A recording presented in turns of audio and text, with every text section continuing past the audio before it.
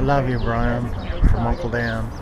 Hi, if Bryon was still here, we would just say that we wish we could have spent more time with you, and we're really glad that we got to spend the last weekend that we did with you.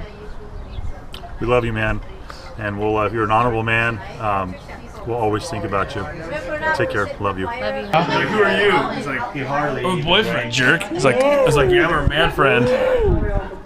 I remember Bryon when, we were neighbors. We are, and he used to make these amazing cakes, and he made a SpongeBob cake for my son for his birthday, and he was going to have his own business doing that. We all enjoyed it. We all enjoyed him and his really strange sense of humor, but because we're family, we understand it. And so I miss you, Bryon, and I'll see you again, kiddo. He would always randomly text me something every day, something silly, something just completely off the wall. And he was very, very, very intelligent. He enjoyed serving his country. To my brother and his wife, I love you both very much. I'm sorry for the loss of your son. Just remember, I'm always there for you. And I love you, Bryon. Bryon was really awesome. He had a really good sense of humor. Obviously, that's what most people remember about him, like the best thing about him. He was also really selfless, because when I was really sick, he always asked me how I was doing, even when he was still going through, his cancer and everything. And he was always worried about me, and it's really sweet.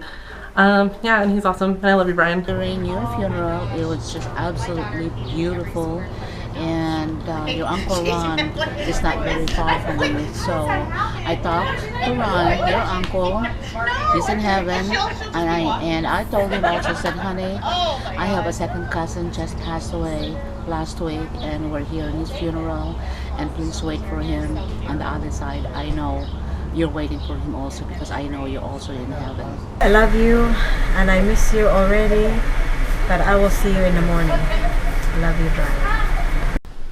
Like I was saying before, for somebody to be as inspiring and as kind to me as you were, having barely known me, it was touching. And your hospitality and your kindness and your humor, and that I really admire. And, I'll miss you. I'm gonna miss you making fun of me. Yeah. I'm gonna miss you making fun of her too. I just wanna say that my nephew Bryon is one heck of a kid.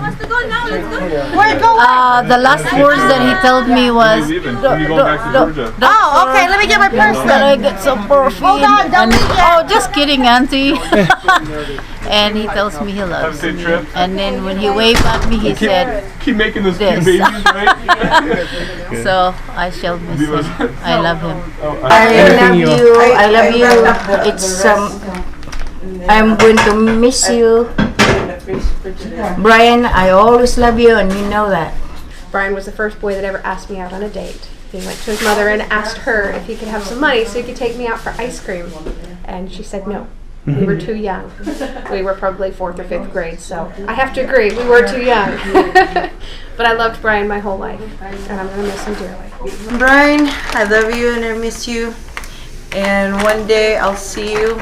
And for now, I'll see you in the morning. And she's gonna quit smoking. Yes, I am. Alana Star always pays. Great. That's it.